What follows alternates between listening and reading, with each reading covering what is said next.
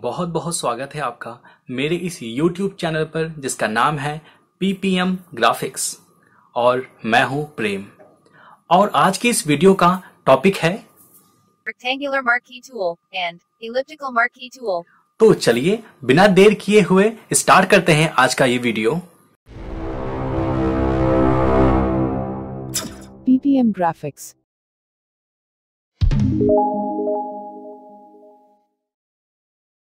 ये Photoshop CC 2020 का 5वां एपिसोड है और आज मैं आपको ये दो सिलेक्शन टूल रेक्टेंगुलर मार्क्वी टूल और इलिप्टिकल मार्क्वी टूल को बहुत ही डिटेल में सिखाने वाला हूँ। इनका यूज कैसे किया जाता है, तो वीडियो को ध्यान से आखिरी तक देखें और वीडियो को लाइक और चैनल को सब्सक्राइब करना ना भूलें। मूव टूल और आर्टबोर्ड टूल को मैं फोटोशॉप के चौथा एपिसोड में डिटेल में सिखा चुका हूं, जिसका लिंक मैंने डिस्क्रिप्शन में दिया हुआ है और आप यहां आई बटन पर क्लिक करके भी चौथा एपिसोड देख सकते हैं। चलिए हम अपने टॉपिक पर आते हैं। सबसे पहले मैं कंट्रोल एन प्रेस करके यहां से एक कस्टम साइज ले लेता हूं और क्रिएट पर क्लिक करता हूं। देखिए फाइल क्रिएट हो गई है। मैं कंट्रोल प्लस 0 प्रेस करके फाइल के साइज को फिट टू स्क्रीन कर रहा हूं, जिससे आपको टूल को समझने में आसानी हो। अब मैं यहां से रेक्टेंगुलर मार्क्वी टूल लेता हूं, जिसका शॉर्टकट है M। मैं लेफ्ट क्लिक करके ड्रैग कर रहा हूं। आपको जितना बड़ा या छोटा एरिया सेलेक्ट करना है, आप अपनी मर्जी से सेलेक्ट कर सकते हैं। ये जो आपको डैश मूविंग लाइंस दिख रही हैं, इसका मतलब है ये इतना एरिया हमने सेलेक्ट कर लिया है। अगर आपने इस सिलेक्टेड एरिया को कैनवस पर कहीं मूव करना है, तो आप मार्क्वी टूल की मदद से कहीं भी मूव कर सकते हैं। अब मैं यहाँ टूल बार से ब्रश टूल लेकर कुछ ड्रा कर रहा हूँ, पर देखिए यहाँ कुछ दिखाई नहीं दे रहा। अब मैं यहाँ इस सिलेक्टेड एरिया पर ड्रा कर रहा हूँ, तो देखिए ये दिखाई दे रहा है, क्योंकि ये आपके कैनवस का एक्टिव एरिया है। आपने जितना सिलेक्शन किया है, आप कैनवस के उतने ही एरिया में काम कर सकते हैं। अगर मुझे इस सिलेक्शन को मूव करना है, तो मैं मार्क्वी टूल से इसे मूव कर सकता हूं। देखिए केवल सिलेक्शन ही मूव हो रही है। और अगर मुझे इस बॉक्स के डिजाइन को भी मूव करना है, तो मैं यहां से मूव टूल लूंगा और देखिए अब ये सिलेक्शन के साथ ये पूरे बॉक्स को मूव कर रहा है। अब मैं आपको एक इमेज के ऊपर इसे यूज करके दिखाता हूं। मैं डेस्कटॉप से इमेज ओपन कर लेता हूं। देखिए मैं ड्रैग करके फाइल ओपन कर रहा हूं। मार्क्वी टूल से इतना सिलेक्शन बना लेता हूं। अगर मुझे केवल सिलेक्शन को मूव करना है, तो मैं मार्क्वी टूल से इसे कहीं भी मूव कर सकता हूं। देखिए केवल सिलेक्शन मूव हो रही है।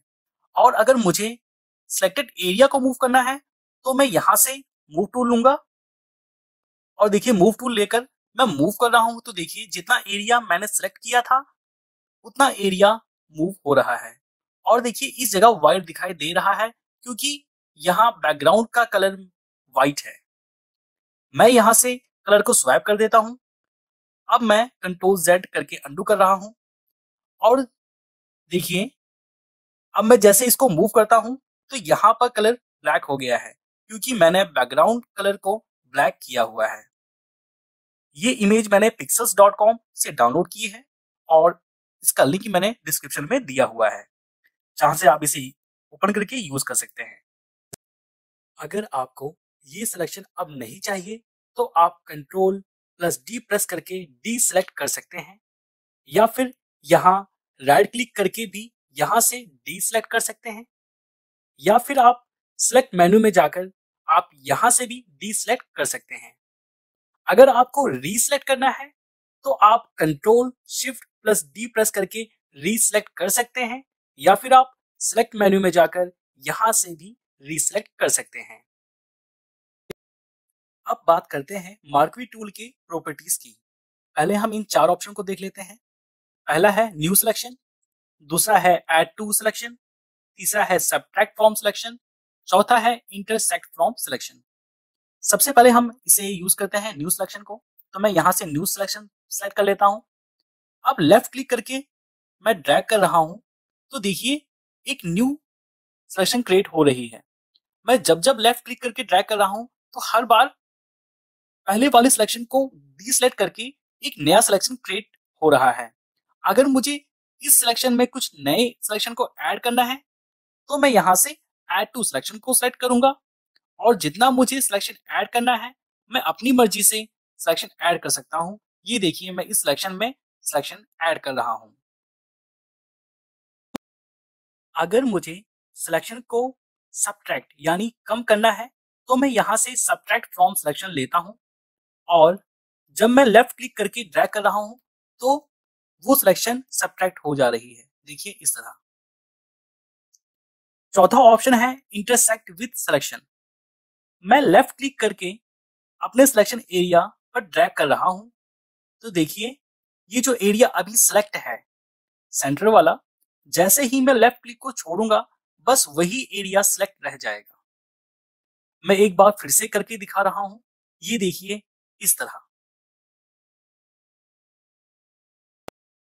न्यू सिलेक्शन करना है तो आप इसका यूज करेंगे। अगर सिलेक्शन ऐड करना है तो आप इसका यूज करेंगे। अगर सिलेक्शन सब्ट्रैक्ट करना है तो आप इसका यूज करेंगे। अगर इंटरसेक्ट करना है तो आप इसका यूज करेंगे। आप कीबोर्ड शॉर्टकट से सिलेक्शन को ऐड भी कर सकते हैं, सब्ट्रैक्ट भी कर सकते हैं और इंटरसेक्ट भी कर सकते हैं। मैं एक न्यू सिलेक्शन ले रहा हूं। अगर मुझे सिलेक्शन ऐड करनी है तो मैं शिफ्ट प्रेस करके सिलेक्शन को ऐड कर रहा हूं। अगर मुझे सिलेक्शन सब्ट्रैक्ट करनी है तो मैं अल्ट को प्रेस करके सिलेक्शन सब्ट्रैक्ट कर रहा हूं। अगर मुझे इंटरसेक्ट करना है तो मैं अल्ट प्लस शिफ्ट को प्रेस करके इंटरसेक्ट कर रहा हूं। ये देखिए। आप इस सिलेक्शन को ट्रांसफॉर्म यानी छोटा या बड़ा कर सकते हैं। आप यहाँ कहीं भी राइट क्लिक करें और यहाँ से ट्रांसफॉर्म सिलेक्शन पर क्लिक करें। आपको ये ट्रांसफॉर्म कंट्रोल दिख रहे हैं।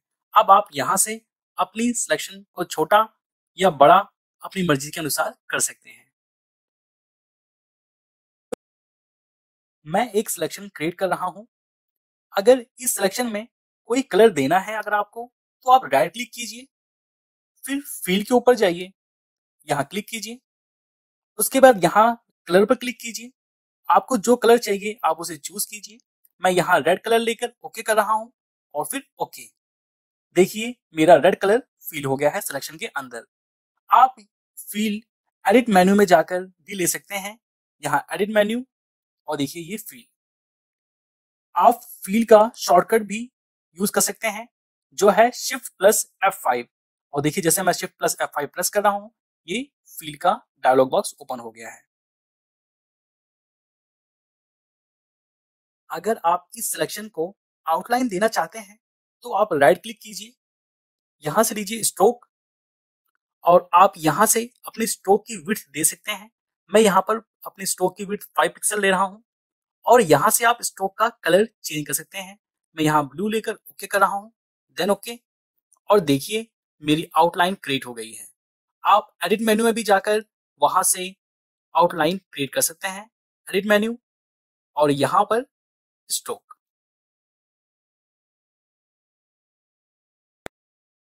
आप फोरग्राउंड और बैकग्राउंड कलर को भी फील कर सकते हैं अपने सिलेक्शन में।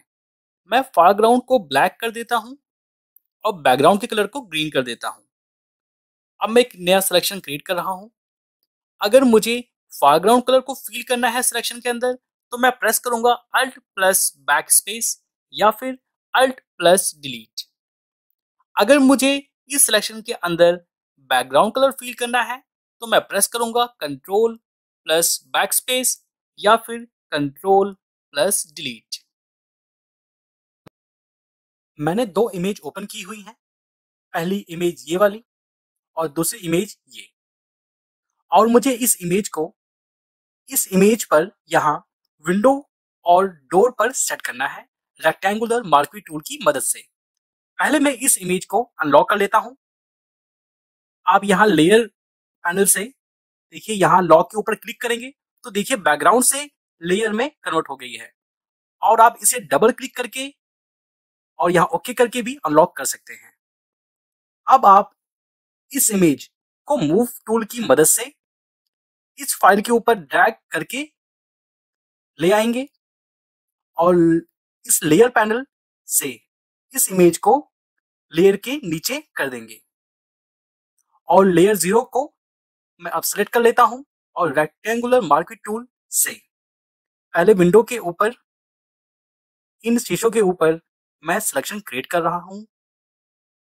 इसी तरह मैं सभी को सेलेक्ट कर लूंगा और मैं अब इस दरवाजे के इतने पार्ट को सेलेक्ट कर लेता हूं और अब मैं प्रेस करता हूं डिलीट बटन कीबोर्ड से और देखिए ये पोर्शन डिलीट हो गए हैं और नीचे वाली लेयर दिखने लगी है। इस तरह आप कोई भी इमेज यहां लगा सकते हैं और इमेज को और अच्छा बना सकते हैं। अब हम बात करते हैं फेदर की। अभी यहाँ फेदर का रेडियस 0 पिक्सल है और अब मैं एक सिलेक्शन क्रिएट कर रहा हूँ और यहाँ फोरग्राउंड कलर फिल कर रहा हूँ alt plus backspace press करके और यहाँ देखिए इसके एज अभी बहुत ही शार्प है। अब मैं यहाँ से फेदर को 10 पिक्सल कर देता हूँ और एक नया सिलेक्शन क्रिएट कर रहा हूँ। देखिए ये सिलेक्शन आपको बहुत ही स्मूथ दिख रहा होगा। अब मैं बैकग्राउंड कलर फिल करता हूँ कंट्रोल प्लस बैकस्पेस प्रेस करके। अब आपको इन दोनों में फर्क दिख रहा होगा। इस सिलेक्शन के एज फेदर हो गए हैं यानी कि बहुत ही सॉफ्ट हो गए हैं और इसके एज बहुत ही शार्प हैं। अब मैं फेदर को 40 पिक्सल कर देता हूं और एक नया सिलेक्शन बना रहा हूं और यहां पर बैकग्राउंड कलर फिल कर देता हूं।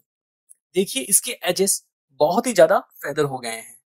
अब मैं फेदर को 2 पिक्सल कर देता हूं और एक नया सिलेक्शन बनाता हूं और यहाँ पर बैकग्राउंड कलर फिल कर रहा हूं। देखिए इसके फीदर बहुत ही कम है। आप फीदर का रेडियस ज्यादा रखेंगे तो फेदरिंग ज्यादा होगी जैसे यहाँ पर हुई है। अगर आप फेदर कम रखेंगे तो फेदरिंग कम होगी जैसे यहाँ पर हुई है। आप जब तक यहाँ से फेदर के रेडियस को 0 पिक्सल नहीं करेंगे तो आप जितनी बार सिलेक्शन को क्रिएट करेंगे वहां हर बार फेदर ऐड होता रहेगा। इसलिए मैं इसे 0 पिक्सल कर देता हूं। अब मैं एक नया सिलेक्शन बनाता हूं और बैकग्राउंड कलर फिल करता हूं। इसके एजेस देखिए अभी बहुत ही शार्प हैं क्योंकि मैंने फेदर 0 पिक्सल रखा हुआ है। अब मैं एक नया सिलेक्शन क्रिएट करता हूं और अब मुझे इस सिलेक्शन को फीदर देना है। तो मैं यहाँ पर राइट क्लिक करूंगा और यहाँ से लूंगा फीदर और यहाँ मैं देता हूँ 5 पिक्सल और ओके और यहाँ से मैं बैकग्राउंड कलर फिल कर रहा हूँ। देखिए फीदर हो गया है, इसकी एजेस सॉफ्ट हो गई हैं। आप चाहते हैं कि हर सिलेक्शन पर फीदर ना आए तो आपको फीदर यहाँ पर 0 रखना होगा। अगर किसी पर्टिकुलर सिलेक्शन को फीदर देना है तो आप राइट क्लिक करके यहाँ से फीदर दे सकते हैं या फिर आप फेदर का शॉर्टकट यूज कर सकते हैं जो है शिफ्ट प्लस F6 या फिर आप यहां सेलेक्ट मेन्यू से जाकर मॉडिफाई पे जाकर और यहां से भी फेदर ले सकते हैं। आपको मैं इस इमेज के ऊपर फेदर का यूज करके दिखाता हूं। मैं यहां से रेक्टेंगुलर मार्क्वी टूल से एक सिलेक्शन बना लेता हूं और कंट्रोल C प्रेस करके कॉपी करता हूं और कंट्रोल V प्रेस करके पेस्ट कर रहा हूं और अब यहाँ मूव टूल लेता हूं और इसे मैं यहाँ पर मूव करके रख देता हूं। देखिए इसके एज शार्प हैं क्योंकि मैंने फेदर नहीं दिया था। अब मैं यहाँ से लेयर पैनल से बैकग्राउंड को फिर से चूज कर लेता हूँ और फिर से एक सिलेक्शन क्रिएट करता हूँ और मैं यहाँ प्रेस करता हूँ शिफ्ट F6 और यहाँ फेदर को मैं 10 पिक्सल करके ओके कर देता हूँ और फिर से कंट्रोल C से कॉपी करता हूँ और कंट्रोल V से पेस्ट करता हूँ और मूव टूल की मदद से मैं इसे यहाँ रख देता हूँ। अब देखिए आपको इन दोनों में साफ दिख रहा होगा कि इनमें क्या फर्क है। इसकी एजेस शार्प हैं और इसकी एजेस सॉफ्ट हैं। उम्मीद है आपको फेदर अच्छी तरह से समझ आ गया होगा। सिलेक्शन टूल का नेक्स्ट ऑप्शन है स्टाइल और इसके अंदर 3 स्टाइल्स हैं, normal, fixed ratio, fix size. पहले मैं यहाँ से नॉर्मल को सेलेक्ट कर लेता हूँ। नॉर्मल की मदद से आप अपनी मर्जी का छोटा या बड़ा जैसा आपको चाहिए वैसा आप सिलेक्शन बना सकते हैं। अब मैं यहाँ से फिक्स रेशियो ले लेता हूँ। अभी यहाँ देखिए, यहाँ 1/1 का रेशियो दिया हुआ है और जब मैं सिलेक्शन बना रहा हूँ तो देखिए स्क्वायर के शेप का सिलेक्शन बन रहा है क्योंकि यहाँ विड्थ और हाइट का रेशियो 1 दिया हुआ है। अब मैं इसके विड्थ को 3 और हाइट को 2 कर देता हूँ और अब सिलेक्शन बनाने पर ये रेक्टेंगल शेप का सिलेक्शन बना रहा है। आपको जिस रेशियो का सिलेक्शन बनाना है आप यहाँ से उसकी वैल्यूज को चेंज करके उस तरह का रेशियो का सिलेक्शन बना सकते हैं। अब मैं यहाँ से फिक्स साइज ले लेता हूँ। अभी यहाँ पर देखिए इसकी विड्थ 30 पिक्सल और हाइट भी 30 पिक्सल है और जब मैं यहाँ क्लिक कर रहा हूँ तो देखिए 30x30 पिक्सल का फिक्स सिलेक्शन ये बना रहा है। मैं जब भी क्लिक कर रहा हूँ तो देखिए 30x30 पिक्सल का ही सिलेक्शन क्रिएट हो रहा है। अब मैं यहाँ से इसके विड्थ को 70 पिक्सल कर देता हूँ और इसके हाइट को 100 पिक्सल कर देता हूँ और देखिए जब मैं क्लिक कर रहा हूँ तो ये 70x100 पिक्सल का एक फिक्स सिलेक्शन क्रिएट कर रहा है। अगर मुझे 70x100 पिक्सल के और भी सिलेक्शन बनाने हैं इसी सिलेक्शन के साथ तो मैं यहाँ से ऐड सिलेक्शन लूंगा और क्लिक करके 70x100 पिक्सल के सिलेक्शन बना लूंगा जितना मुझे चाहिए। आप अब आपको ये तीनों स्टाइल अच्छी तरह समझ आ गए होंगे। सिलेक्ट और मास्क को मैं अपने आने वाले वीडियो में आपको बहुत ही डिटेल में समझाऊंगा। अगर आपको सिलेक्शन प्रोपोर्शनल में बनाना है तो आप शिफ्ट को प्रेस करके बना सकते हैं और आपको यहाँ से न्यू सिलेक्शन लेना पड़ेगा तभी सिलेक्शन प्रोपोर्शनल में बनेगा। मैं न्यू सिलेक्शन लेकर शिफ्ट को प्रेस करके ड्रैग कर रहा हूँ तो देखिए सिलेक्शन प्रोपोर्शनल में छोटी या बड़ी हो रही है। अब मैं यहाँ से ऐड सिलेक्शन को लेकर शिफ्ट प्रेस करके ड्रैग कर रहा हूँ तो देखिए कोई फर्क नहीं पड़ रहा और ये प्रोपोर्शनल में नहीं बन रहा। इसी तरह मैं यहाँ से सबट्रैक्ट को लेता हूँ और शिफ्ट को प्रेस करके ड्रैग कर रहा हूँ तो देखिए यहाँ से भी ये प्रोपोर्शनल नहीं बन रहा है।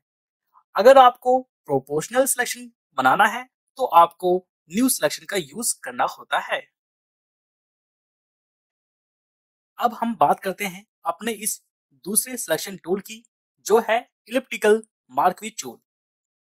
इलिप्टिकल मार्क्वी टूल की मदद से आप राउंड सिलेक्शन बना सकते हैं। अगर आपको सर्कल की जैसा सिलेक्शन बनाना है तो आप शिफ्ट के साथ प्रॉपर राउंड सिलेक्शन बना सकते हैं और यहाँ ऑप्शन बार पर ये सारे ऑप्शन वही हैं जो रेक्टेंगुलर मार्क्वी टूल में थे जिन्हें मैं पहले ही आपको बता चुका हूं। अब मैं आपको इस इमेज के ऊपर इलिप्टिकल मार्क्वी टूल का यूज करके दिखाता हूं। मुझे इस कप और प्लेट को सिलेक्ट करना है। मैं यहां से इलिप्टिकल मार्क्वी टूल लेता हूं और इसे सिलेक्ट करता हूं तो देखिए ये प्रॉपर सिलेक्ट नहीं हो रहा। मैं एक बार फिर से ट्राई करता हूं तो देखिए ये फिर भी प्रॉपर सिलेक्शन नहीं कर पा रहा। चलिए मैं आपको दो तरीके बताता हूं जिससे आप इलिप्टिकल टूल की मदद से प्रॉपर सिलेक्शन कर सकेंगे। पहला तरीका जो है गाइडलाइन की मदद से सेट करना। मेरा रूलर पहले से ही शो हो रहा है। अगर आपको रूलर शो करना है तो आप कंट्रोल आर प्रेस करके रूलर को शो या हाइड कर सकते हैं या फिर आप यहाँ व्यू मेन्यू में जाकर यहाँ से भी रूलर्स को शो कर सकते हैं।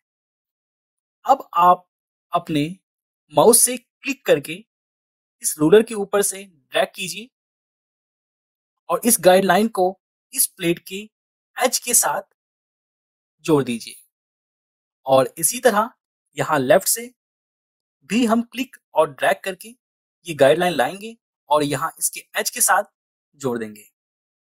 अब आप यहाँ जहां दोनों गाइडलाइन ओवरलैप हो रही हैं इसके सेंटर पर क्लिक करके ड्रैग करेंगे आराम से तो देखिए अब ये प्रॉपर सिलेक्शन हो गया है। अब मैं कंट्रोल सी से कॉपी करता हूं और कंट्रोल वी से पेस्ट कर देता हूं और मूव टूल की मदद से इसे ड्रैग करके यहां रख देता हूं। आपको ये पहला तरीका समझ आ गया होगा।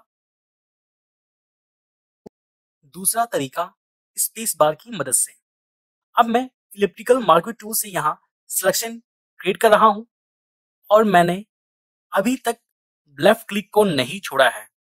और अब मैं यहाँ से स्पेस बार को प्रेस करके रखता हूँ और अपने इस सिलेक्शन को यहाँ पर थोड़ा सा मूव करके इसके साथ अटैच कर लेता हूँ। अब मैं अपने स्पेस को छोड़ देता हूँ और अब इस प्लेट के ऊपर मैं इसे अपने हिसाब से प्रॉपर सिलेक्शन बना लेता हूँ और लेफ्ट क्लिक को अब मैं छोड़ देता हूँ। अब मैं कंट्रोल सी से कॉपी कर रहा हूँ और कंट्रोल वी से पेस्ट करता हूँ और मूव टूल की मदद से अब मैं इसे यहाँ रख देता हूँ। स्पेस बार की मदद से आप अपने इस सिलेक्शन को सेट कर सकते हैं कहाँ आपने इसे मूव करना है। उसके बाद आप लेफ्ट को बिना छोड़े हुए सेट कर लीजिए अपने आइटम को और उसके बाद लेफ्ट क्लिक को छोड़ दीजिए। उम्मीद है आपको ये दोनों तरीके अच्छी तरह से समझ आ गए होंगे। आपको यह वीडियो पसंद आया होगा तो प्लीज लाइक कीजिए, शेयर कीजिए। अगर कोई डाउट है तो कमेंट करके पूछिए और अगर आपने मेरा चैनल सब्सक्राइब नहीं किया है तो प्लीज सब्सक्राइब कीजिए और बेल आइकन को दबाना ना भूलें। धन्यवाद।